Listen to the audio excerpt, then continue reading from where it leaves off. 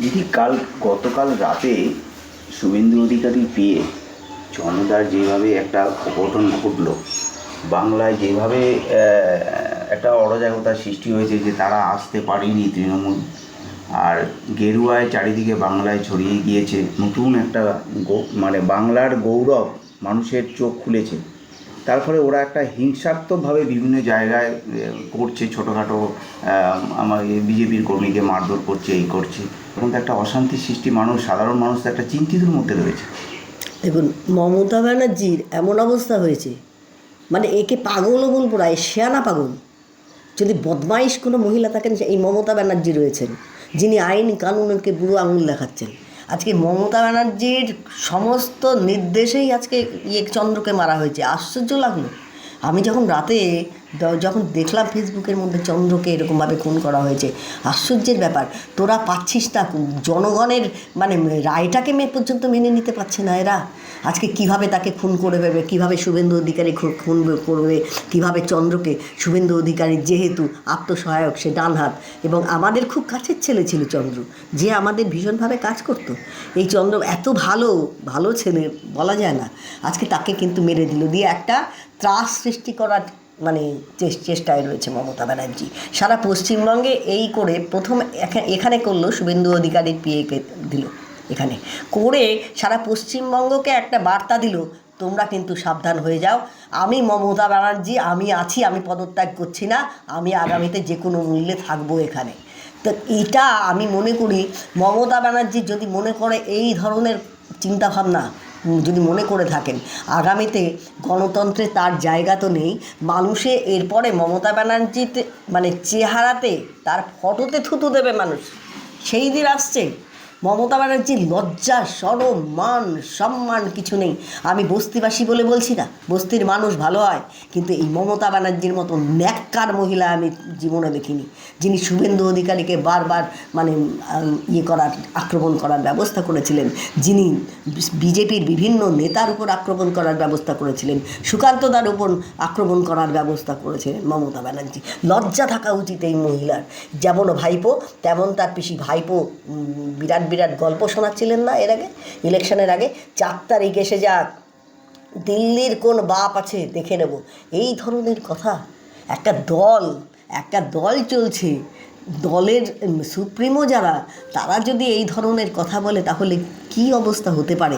আমরা দেখছি ডাবগ্রাম ফুলবাড়িতেও কিন্তু সেরকম অবস্থা চলছে। আমি আপনাদের বলি যে আমাদের যখন মিছিল হচ্ছে, নিজেরা পার্টে মিছিল করছে, কোনো রাস্তার মধ্যে কর্মীরা নিজেরা মিছিল করছে, সেখানে আবির মেখে তৃণমূল কংগ্রেসের লোকেরা ঢুকে যাচ্ছে, ভাঙচুর করছে, নাম পড়ছে কাদের, বিজেপির নাম পড়ছে, যেখানে সেখানে ফ্ল্যাগ লাগিয়ে আসছে, নাম পড়ছে বিজেপির। যত অন্যায় কাজ তারা করছে, ভাঙচুর থেকে শুরু করে সমস্ত করছে, বিজেপির নাম পড়ছে। আজকে দলটাকে কলুষিত করার জন্য তৃণমূল কংগ্রেসের মমতা ব্যানার্জি এই সমস্ত তার কর্মীদেরকে নিয়োগ করেছে। আগামীতে ভারতীয় জনতা পার্টি এটা হতে দেবে না। আমরা মার্কা বদলা মার চাই না, আমরা সাধারণ মানুষ, আমরা শান্তিতে থাকতে চাই। যারা ভোট দিয়েছেন তারা অনেক চিন্তা ভাবনা করে মানে শান্তি চাওয়ার জন্য তারা শান্তির জন্য ভোট দিয়েছেন। সেই শান্তিকে বিঘ্নিত করছে মমতা ব্যানার্জির দল, এবং মমতা ব্যানার্জির নির্দেশে যেটা হচ্ছে, আগামীতে এই জিনিস চলতে দেওয়া যাবে না। আমার মনে হয় কড়া হাতে নির্বাচন কমিশন এখনও রয়েছে, তারা মানে ব্যবস্থা নেবে, আমি মনে করি সেটাই। আপনার বিধানসভাতেও দীপঙ্কর ওরা, এই যে ভদ্রলোক, তার প্রতিও একটা সন্দেহজনক বা আক্রমণ হতে পারে বলে গতকাল রাতে তাকে প্রশাসন দপ্তর থেকে তাকে সিকিউরিটি দেওয়া হয়েছে, এবং তিনি তার সোশ্যাল মিডিয়াতেও তিনি বলেছেন যে আমার প্রতিও একটা টার্গেট হতে পারে বলে আমাকে সিকিউরিটি দেওয়া হয়েছে। তো আপনার বিধানসভা এলাকাও এরকম কিছু টার্গেট হচ্ছে?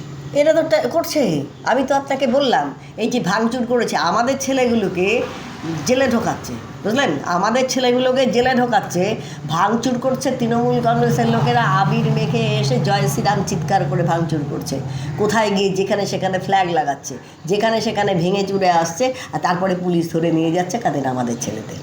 তাহলে বলুন, এই যে শুরু হয়েছে এই বদমাইশি, তো সেইখানে মানিক অরোরাকেও এরা ছাড় দেবে বলে মনে হয় না। মানিক অরোরা যেহেতু ওখানে প্রচার করেছে, কালীঘাটে প্রচার করেছে, দেখে রেখেছে মুখটা, এ তো ছিল, তাই একে একটু ভালো মতো টার্গেট করি, একে মেরে দিলে উত্তরবঙ্গটা একটু শান্ত করা যায়। কিন্তু আমি মমতা ব্যানার্জিকে বলি, আর কতদিন বাঁচবেন আপনি? আপনি যে এই ধরনের করছেন, চেহারা তো চুড়েল থেকে কিছু কম নেই আপনার। এখন তো আপনার চুড়েলের মতো চেহারা হয়ে গেছে, তার মধ্যে চুড়েলের মতো কারবার করছেন। মানুষের প্রতি আস্থাবান হন, আইনকে মেনে চলতে শিখুন। আপনি কি ধরনের মুখ্যমন্ত্রী ছিলেন?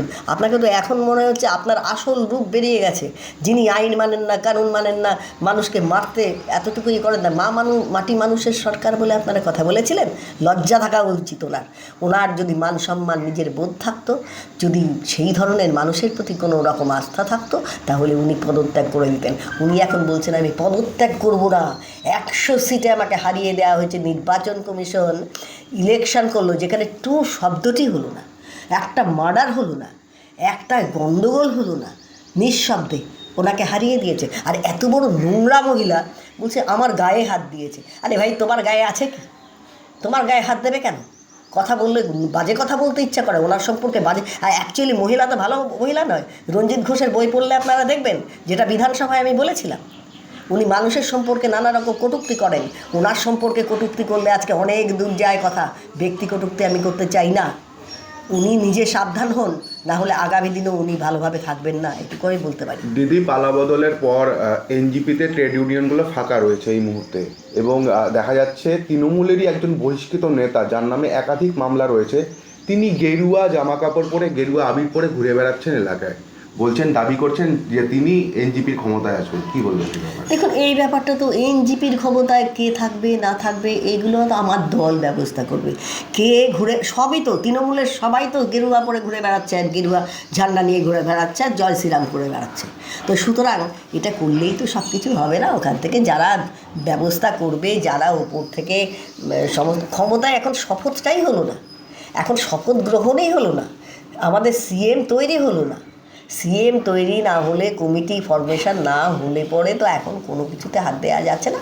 আর মুখের তো সরকার কোনো ট্যাক্স বসায়নি, যে যা ইচ্ছে বলে ফেলতে পারে। আমি নিজেও তো বলে বেড়াতে পারি আমি এনজিপির দখল নিচ্ছি, তাহলে তো হবে না।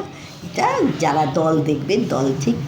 মমতা বন্দ্যোপাধ্যায় যদি পদত্যাগ না করেন, তাহলে আইনত কি ব্যবস্থা হতে পারে? দেখুন, আইন যেটা রয়েছে, আমি যতটুকু জানি সেখানে অবশ্যই রাজ্যপাল ওখানে হস্তক্ষেপ করবেন। রাজ্যপাল হস্তক্ষেপ করে রাষ্ট্রপতিকে সঙ্গে নিয়ে সেখানে হয়তো, যেটুকু আমি যেটুকু ক্ষুদ্র বুদ্ধিতে যতটুকু জানি, হয়তো সাময়িকের জন্য রাষ্ট্রপতি শাসনও হতে পারে। মমতা ব্যানার্জিকে এমনিতেই তো কালকে রাত্রি 12টার পর কার্যকাল ওনার শেষ হয়ে গেছে, কাল পর্যন্ত উনি ছিলেন। আজকে কিন্তু রাত 12টার পর থেকে কিন্তু আর কেউ নেই, ওনার মন্ত্রিসভা নেই, প্রত্যেকেই কিন্তু চলে গেছে। আজকে কিন্তু উনি একজন সাধারণ মানুষ। সেই জায়গায় উনি যদি বলেন ছাড়বে না, অলরেডি ছেড়ে দিয়েছে, ছাড়তে তাকে হয়েছে। যখনই ওটা ডিজলভ হয়ে গেল, তখনই তো উনি সরে গেলেন। উনি নিজে আমি আছি বললে তো আর হয় না, এটা কোনোদিন হতে পারে না। দিদি, আপনার প্রতিদ্বন্দ্বী কাল এক সাংবাদিক সাক্ষাৎকারে বলেছেন যে আমি যে সমস্ত ওয়ার্ডে কাউন্সিলর ছিলাম সেখানকার মানুষই আমাকে ভোট দেয়নি, আমি আর সংসদীয় আপনার রাজনীতিতে থাকবো না। কি বলবেন? দেখুন, এটা ওদের দলের ব্যাপার, ওদের দল সম্পর্কে আমি কোনো কথা বলবো না। ওদের দল কিভাবে নির্দেশ দেবে, কিভাবে কি করবে, তাদের ব্যাপার। কে দলে থাকলো, কে দলে না থাকলো, এই ব্যাপার নিয়ে কথা বলাটা আমার উচিত হবে না, কেন এই দলটা সম্পূর্ণ আলাদা একটা দল। আপনার সঙ্গে যা লড়াই ছিল এক সময় গৌতম দেবের বিরুদ্ধেই এখন এক এক করে সব তৃণমূলের কর্মীরা বলতে শুরু করেছে সোশ্যাল মিডিয়ায়। কি বলবেন এই বিষয়ে? দেখুন, গৌতম দেব যখন ছিলেন এখানে, অবশ্যই ওখানে কর্মীরা কি বলছেন, আমি বারবারে আপনাকে একটা কথা বলছি, আপনি আগের যার কথা বললেন আমিও তার কথা বললাম, তাদের দলের ব্যাপার, গৌতম দেবের ব্যাপারও তাদের দলের ব্যাপার। এই সমস্ত নিয়ে কিন্তু আমাকে জিজ্ঞেস করার কোনো মানে হয় না। এইগুলো নিয়ে গৌতম দেবের দলের ব্যাপার, গৌতম দেবের লোকেরা উত্তর দেবে, এখানে আমার উত্তর দিয়ে কোনো লাভ। দিদি, শেষ প্রশ্ন, এই অশান্তি চলছে বিভিন্ন রাজ্য, আপনার বিধানসভাতেও মানুষ, কিছু বিজেপি কর্মী টার্গেট হয়েছে বা হবে, বা এরকম একটা শোনা যাচ্ছে, কালকেও যেরকম মানিক অরোরার এরকম।